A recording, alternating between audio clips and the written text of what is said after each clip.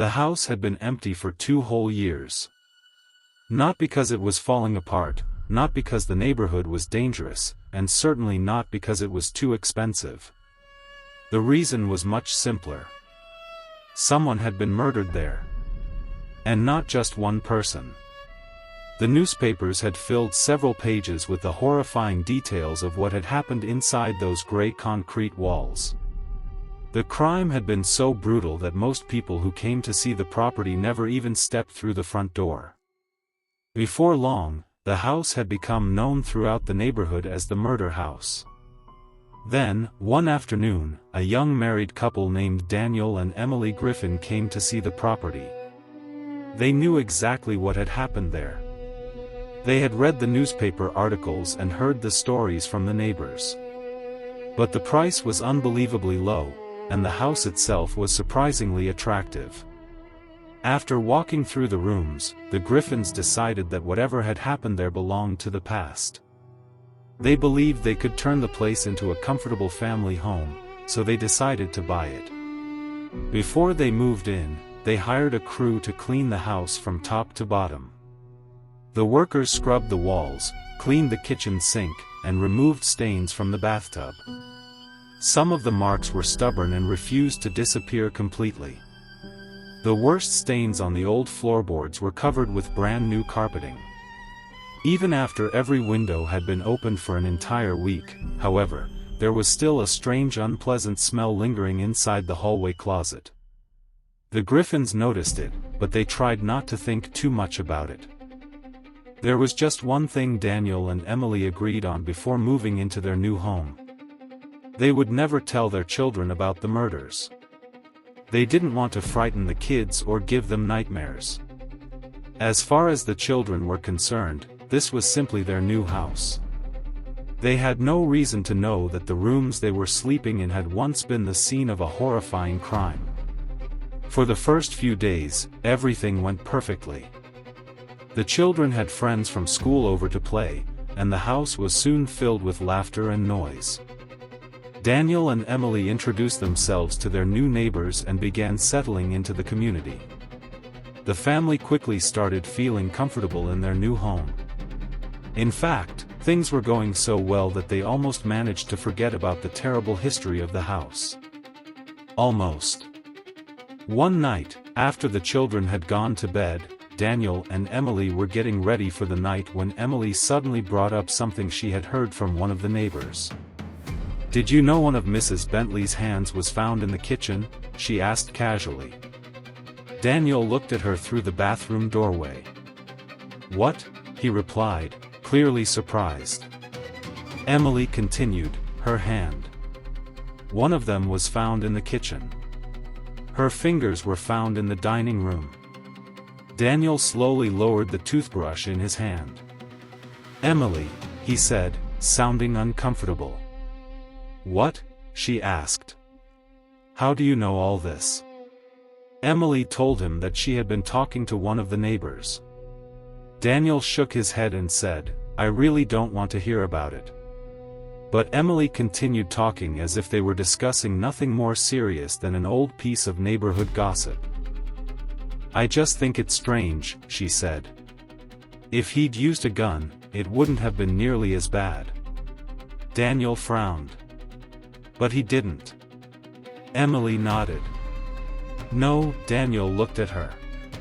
"He used an axe." Emily nodded again. "And he made a terrible mess." Daniel leaned against the bathroom door and said, "It wasn't entirely his fault." Emily turned toward him. "What do you mean?" Daniel explained that Mrs. Bentley had tried to escape. Emily immediately replied, "She wouldn't have had to escape if he hadn't chopped off her legs." Daniel went quiet. Emily simply returned to brushing her hair. After a moment of silence, Daniel changed the subject. "Should we invite the Talbot sisters over for dinner tomorrow?" Emily immediately laughed. "Those two?" Daniel said that they seemed friendly enough, but Emily disagreed. "They're not friendly.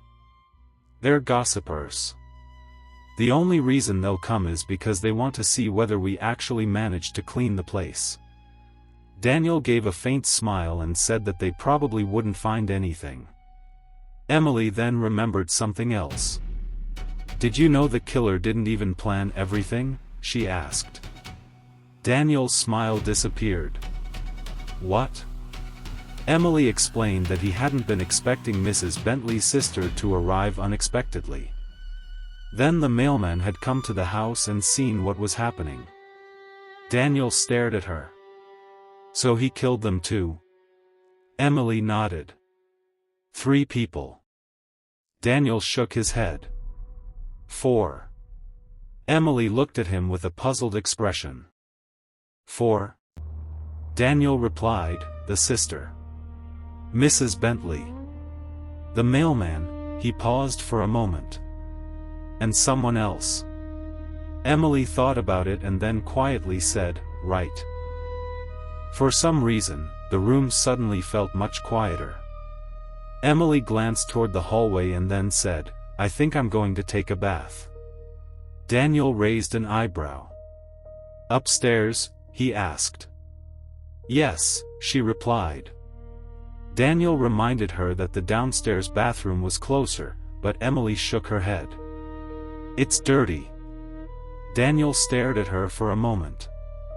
"The upstairs bathtub?" he asked. "Yes." Daniel's expression changed. "The same bathtub where he..." Emily looked directly at him and finished the sentence herself. "Where he chopped off her legs?" Daniel's face tightened. "Yes." Emily simply replied, "That one." Then she walked toward the bedroom while Daniel remained standing there. Something about their conversation had made him uncomfortable, although he couldn't explain why.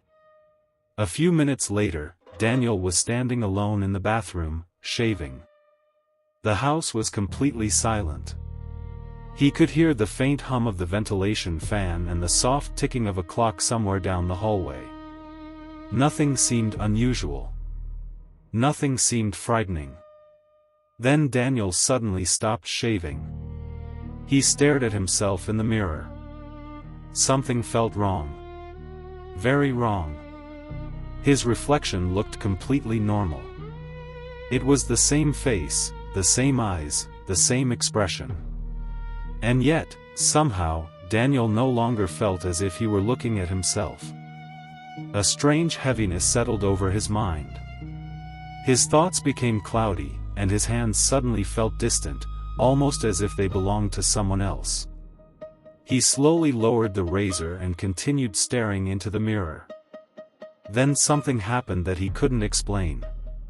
A thought appeared inside his mind. "Go upstairs."